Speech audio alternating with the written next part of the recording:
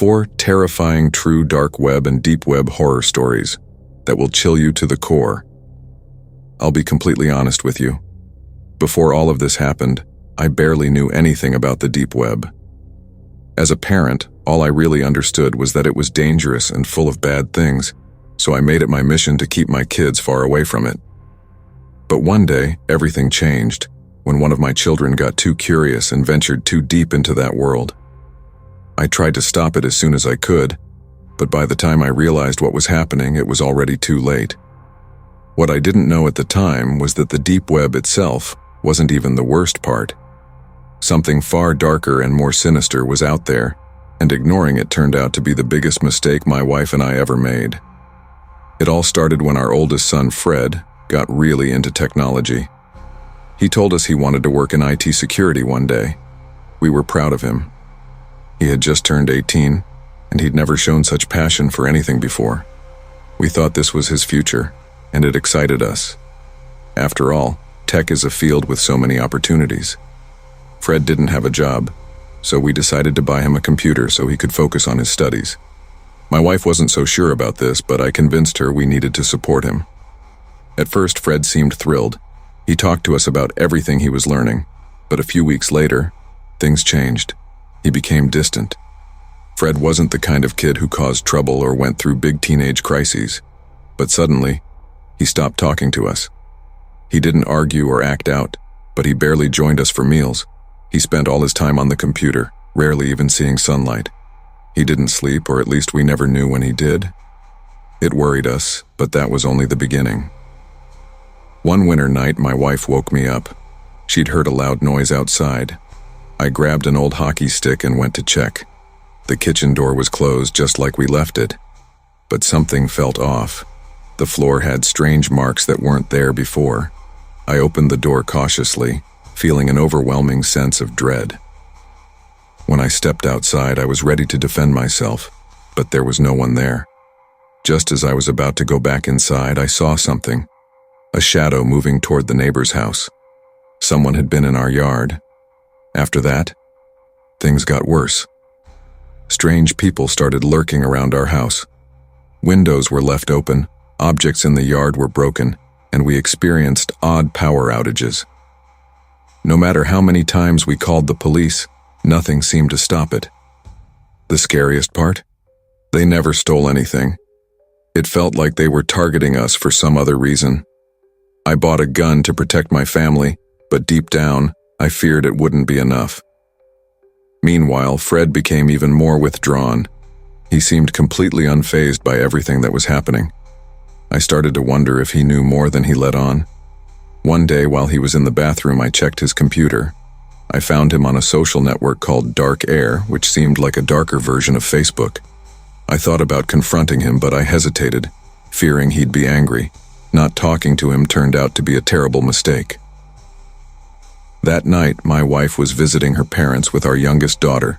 Fred, his brother, and I stayed home. In the middle of the night, Fred started screaming that someone had broken into the house. I told his brother to hide in his room and ran to Fred. He was shaking, terrified. "Fred, what happened? Where did they come in?" I asked. "2 men," he stammered. "They came in through the back.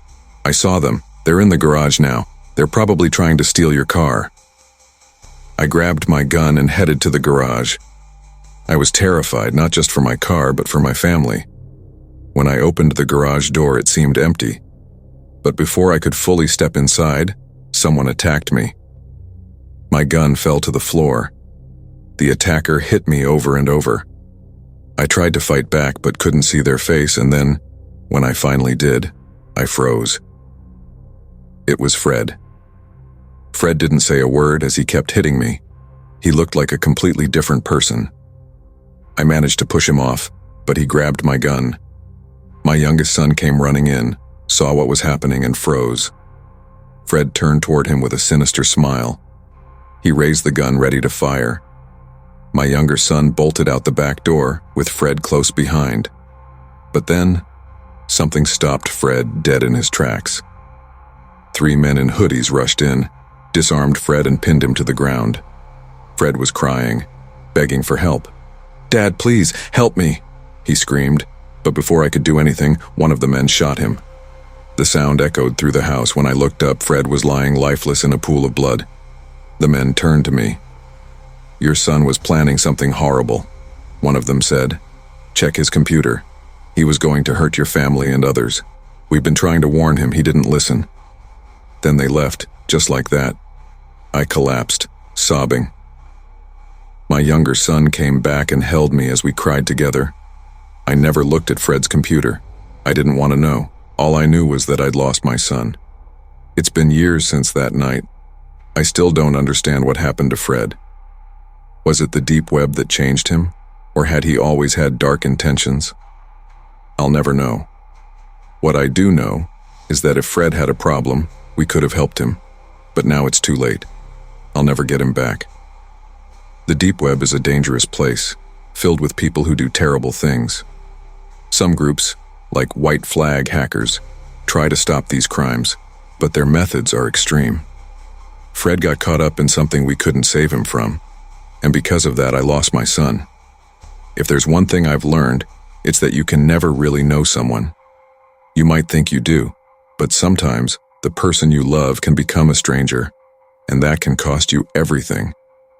I ran to a window, grabbing a vase on the way. My heart pounded in my chest, and my hands shook as I clutched the vase, hoping it could protect me. I swung it at Armin with all the strength I could muster, but he was much too quick. My arms felt heavy, almost useless, as if fear had drained all my energy. Armin dodged each swing with ease, his movement so smooth that I felt like a child flailing with a toy. In a last desperate attempt, I turned and smashed the vase against the glass window behind me, sending shards flying everywhere. The loud crash startled Armin for the first time, his confident expression faltering ever so slightly. That hesitation was all I needed, and I bolted for an escape. As I was about to jump out the window, Armin lunged at me, grabbing me tightly. "You can't leave now. Don't you get it? I told you my secret. I gave you a computer. Why are you so ungrateful?" he shouted. Struggling on the ground, I punched him in the face. Instead of backing off, he seemed to enjoy it. With a horrifying grin, he sank his teeth into my face. The pain was unbearable. Blood poured down as he bit chunks of flesh and dug his nails into my arms. I screamed for help, hoping someone would hear. In a desperate move, I pulled my keys from my pocket and stabbed him in the side. He cried out, loosening his grip just enough for me to break free. Without wasting a second, I leapt through the broken window, feeling shards of glass cutting into my skin. Ignoring the pain, I ran as fast as I could. A car stopped, and the horrified driver took me to the hospital. As we sped away, I saw Armin in the distance, chasing me with a sad look on his face, like a friend who thought he'd been misunderstood. When I told my family, they immediately called the police. But when they searched Armin's house, he was gone without a trace. I survived, but my face was left disfigured. Every time I see my reflection, I'm reminded of that night. Strangers pity me, calling me brave or pretending my face isn't ruined, but their words cut deeper than the glass did. My life feels ruined, and no matter what happens to Armin when he's caught, my punishment is worse. This story is based on the infamous crime of Armin Muse, who in 2001 lured Bernard Jürgen Brandes to his home through the deep web, where he murdered and cannibalized him. Armin's horrific actions finally caught up to him in December 2002 when he was arrested. Almost everyone knows Wikipedia, the massive online encyclopedia we use for work, school, and research, but few people know about the hidden wiki on the dark web.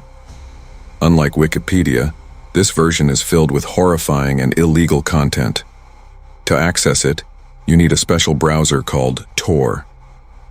The hidden wiki links to things like hitmen, illegal drugs, banned weapons, and other things you'd never want to imagine. I first learned about this when my classmates went through a dark web phase in school. Everyone dared each other to visit the dark web, and anyone who refused was called a coward.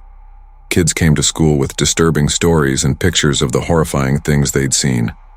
Red rooms where people were murdered live, and websites selling illegal items. It became a twisted rite of passage. Eventually, it was my turn. Even though I was terrified, I didn't want to be mocked, So I downloaded the Tor browser. The dark web isn't like the regular internet. There's no Google, just strange search engines like Not Evil and Torch, which are hard to navigate if you don't know what you're looking for. My friends told me to check out the Hidden Wiki, a collection of dark web links. When I got to the Hidden Wiki, I was greeted with links to sites for illegal weapons, drugs, and worse.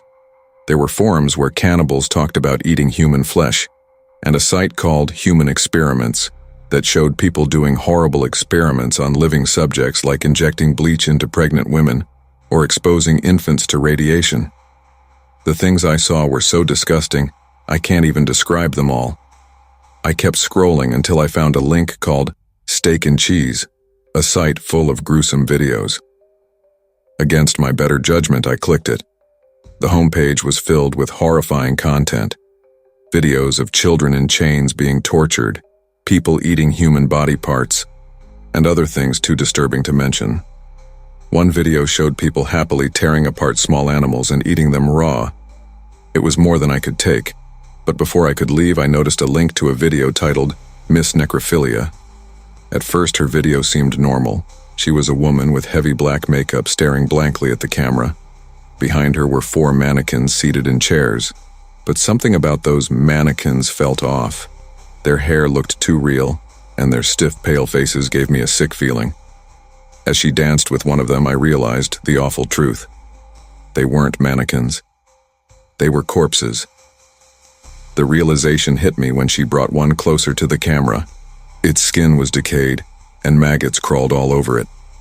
I was frozen in shock. In the background, I noticed a family photo.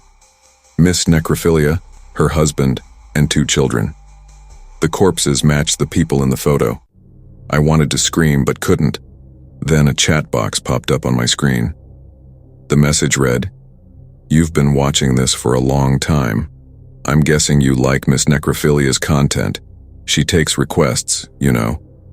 Allison would be perfect as her next dancing corpse. After all, she takes ballet classes."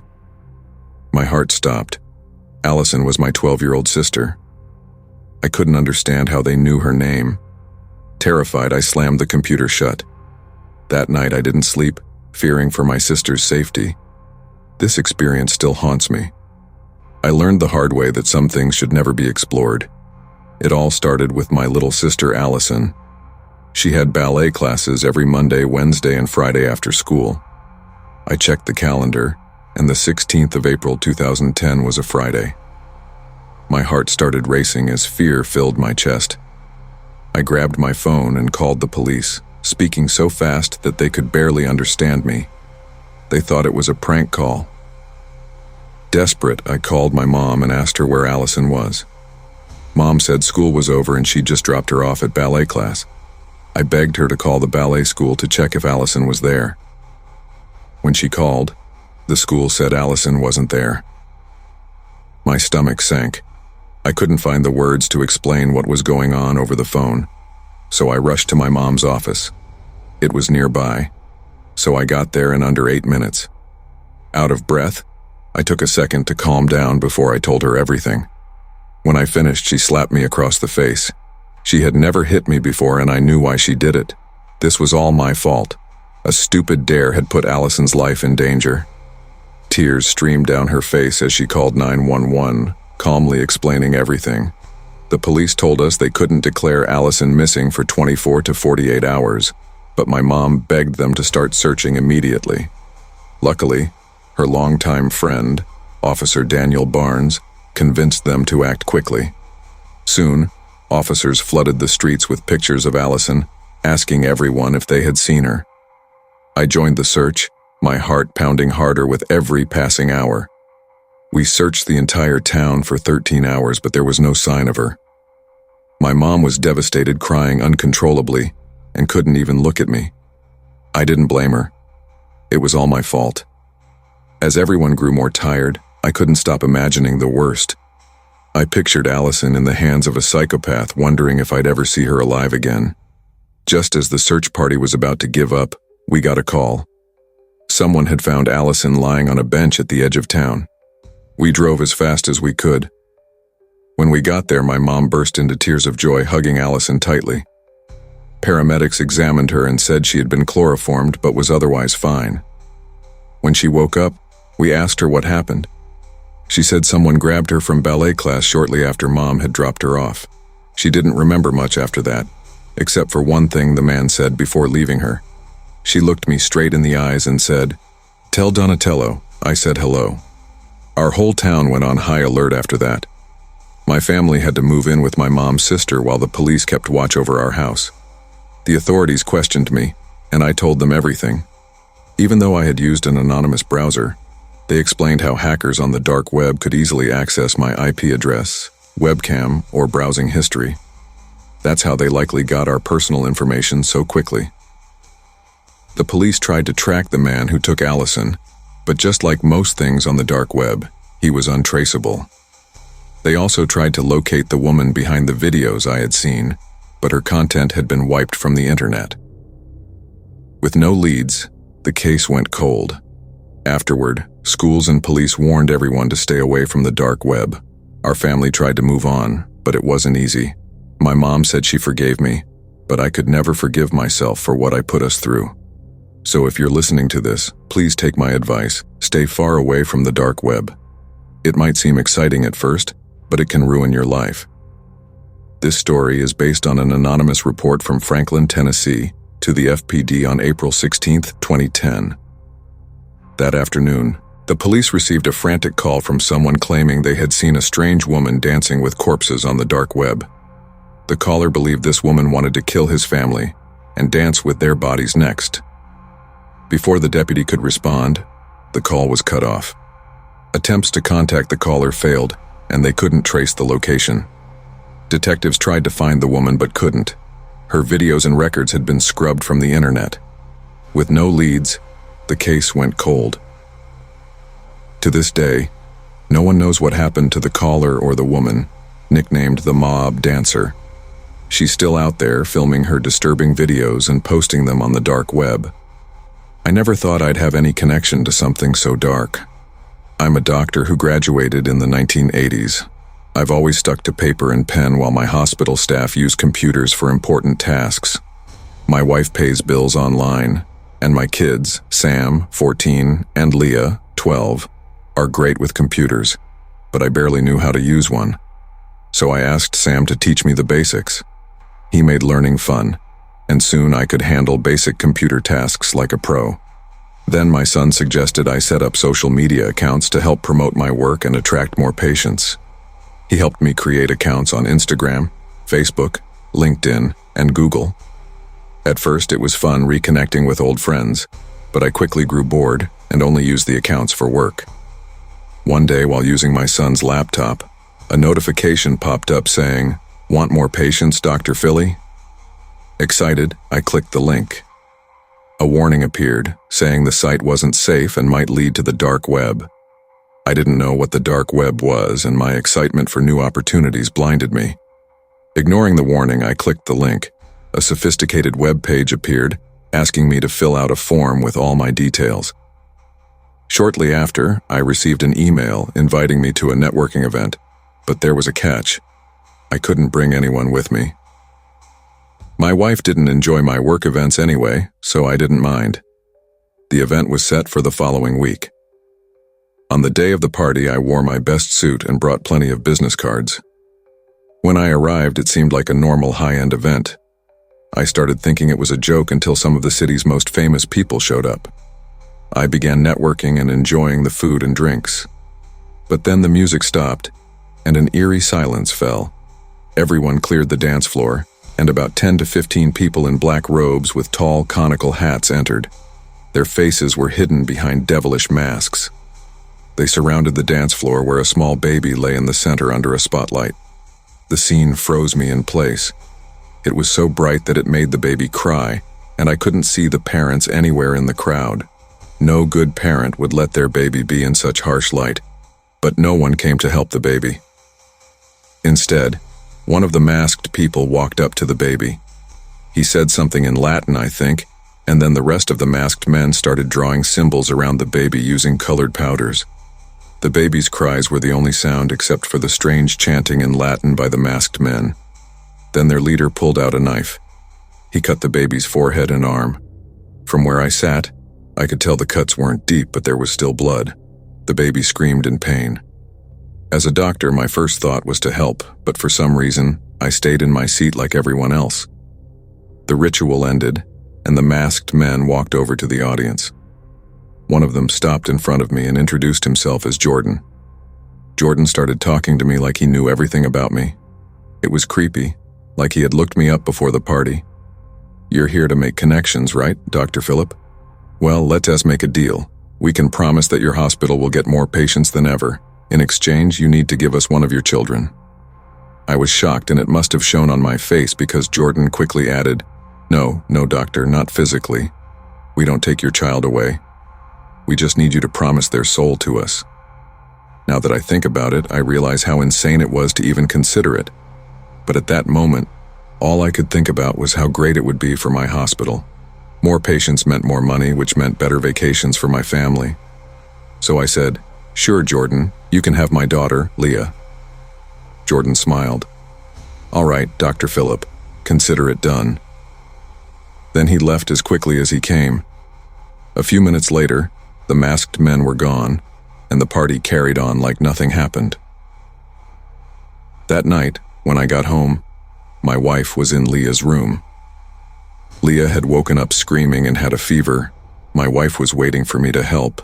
I gave Leah some medicine and she seemed fine after that, or so we thought, but the nightmares didn't stop. They got worse. Leah's health started to fail. She was doing poorly in school and seemed miserable. She told us that monsters haunted her dreams and even bothered her during the day. I felt like I was losing my daughter, and deep down, I knew why. But I didn't want to admit it. I tried to explain it away and took her to psychiatrists, but nothing worked. Then one night it went too far. Leah woke up screaming again, but this time she had deep claw marks on her back.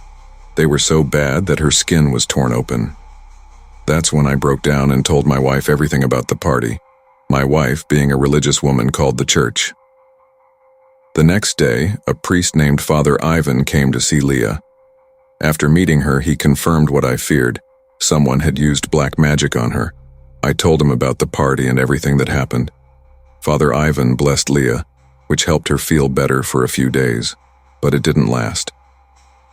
Finally, Father Ivan performed a cleansing ceremony on Leah. It was almost like baptizing her again, reintroducing her to faith.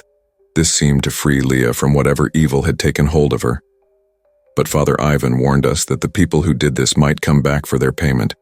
He said it would be best if we left the country, so I sold my hospital and our house. We moved to a small village in Spain to start over. Now I work as a healer, far away from the city, the internet, and the dark web. We gave up the wealth and success of city life to save our family. It's a simpler life, but at least we're safe.